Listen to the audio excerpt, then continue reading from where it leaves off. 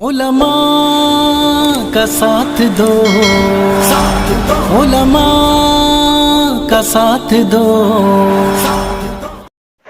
الحمد للہ رب العالمین، والصلاة والسلام علی سید الانبیاء والمرسلین وعلی آلہ واصحابہ اجمعین، اما بعد فقد قال اللہ تبارک وتعالی فاعوذ باللہ من الشیطان الرجیم بسم اللہ الرحمن الرحیم وردوا الی اللہ مولاہم الحق او کما قال علیہ الصلاة والسلام۔ محترم سامعین کرام، آج میں آپ سب حضرات کے سامنے اللہ کے خوف کے بارے میں کچھ باتیں عرض کرنا چاہتا ہوں۔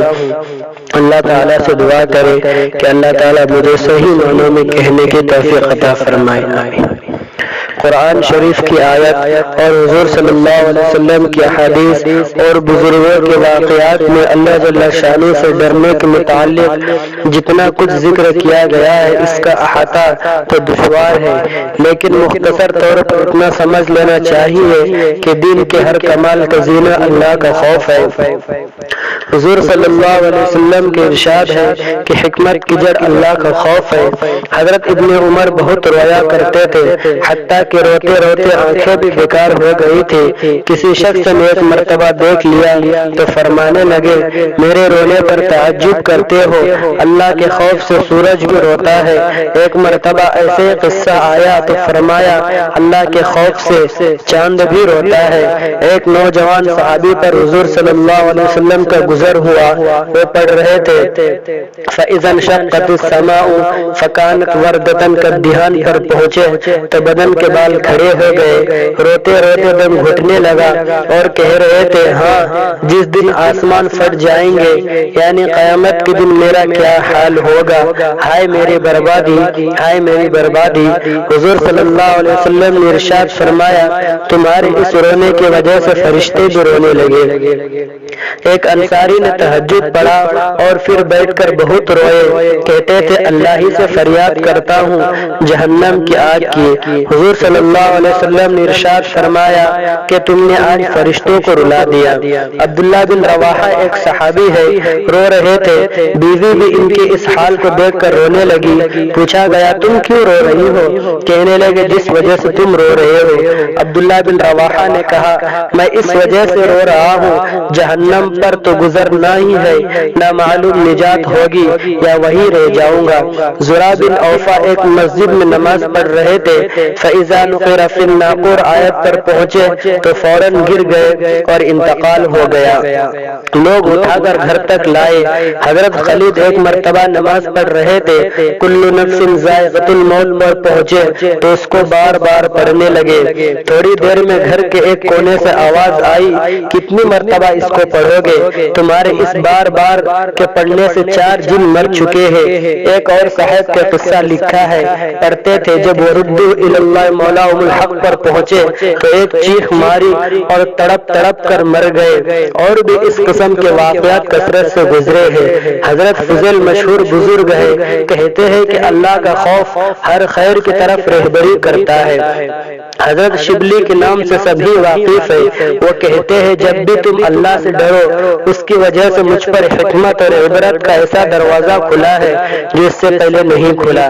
حدیث میں آیا ہے کہ اللہ جل شانہ فرماتے ہیں میں اپنے بندوں پر 2 خوف جمع نہیں کرتا اور 2 بے فکریاں نہیں دیتا۔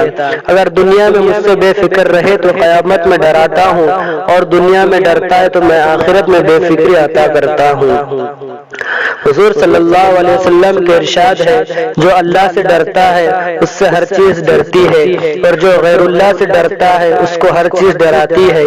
یحییٰ بن معاذ کہتے ہیں آدمی بیچارہ اگر جہنم سے اتنا ڈرنے لگے جتنا تنگ دستی سے ڈرتا ہے تو سیدھا جنت میں جائے۔ ابو سلیمان درانی رحمۃ اللہ علیہ کہتے ہیں جس دل سے اللہ کا خوف جاتا رہتا ہے وہ برباد ہو جاتا ہے۔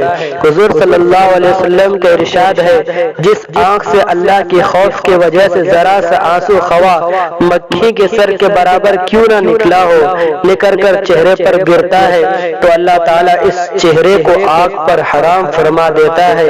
حضور صلی اللہ علیہ وسلم کا ایک اور ارشاد ہے، جب مسلمان کا دل اللہ کے خوف سے روتا ہے تو اس کے گناہ ایسے جھڑتے ہیں جیسے درختوں سے پتے جھڑتے ہیں۔ میرے نبی کا اور ایک ارشاد ہے، جو شخص اللہ کے خوف سے روئے اس کا آگ میں جانا ایسا ہی مشکل ہے جیسا دودھ کا تھنوں میں واپس جانا۔ حضرت عقبہ بن عامر ایک صحابی ہے، انہوں نے حضور سے پوچھا کہ نجات کا راستہ کیا ہے؟ آپ نے فرمایا اپنی زبان کو روکو، گھر میں بیٹھے رہو، اپنے خطاؤں پر روتے رہو۔ حضرت عائشہ رضی اللہ تعالی عنہا نے ایک مرتبہ دریافت کیا، آپ کی امت میں کوئی ایسا بھی ہے جو بے حساب کتاب جنت میں داخل ہو؟ حضور صلی اللہ علیہ وسلم نے فرمایا ہاں، جو اپنے گناہوں کو یاد کر کے روتا ہو۔ میرے آقا کا اور ایک ارشاد ہے، اللہ کے نزدیک دو قطروں سے زیادہ کوئی قطرہ پسند نہیں، ایک آنسو کا قطرہ جو اللہ کے خوف سے نکلا ہو، دوسرا خون کا قطرہ جو اللہ کے راستے میں گرا ہو۔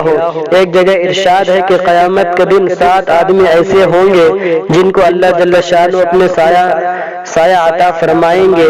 ایک وہ شخص جو تنہائی میں اللہ کو یاد کر کے اس کی وجہ سے اس کی آنکھ سے آنسو بہنے لگے۔ حضرت ابوبکر صدیق رضی اللہ عنہ کا ارشاد ہے، جو رو سکتا ہو روئے، جس کو رونا نہ آئے وہ رونے کی صورت ہی بنا لے۔ یزید بن مسیر کہتے ہیں کہ رونا 7 وجہ سے ہوتا ہے، نمبر 1 خوشی سے، نمبر 2 جنون سے، نمبر 3 درد سے، نمبر 4 گھبراہٹ سے، نمبر 5 دکھلاوے سے، نمبر 6 نشہ سے، اور نمبر 7 اللہ کے خوف سے۔ یہی وہ رونا ہے کہ اس کا ایک آنسو بھی آگ کے سمندر کو بجھا دیتا ہے۔ نے ابھی تک ہمارا چینل سبسکرائب نہیں کیا تو فوراً سبسکرائب کیجئے، ساتھ ہی بیل آئیکن پر کلک کریں تاکہ مزید آنے والی ویڈیو جہاں وقتاً فوقتاً آپ کے لیے اس چینل پر اپلوڈ کرتے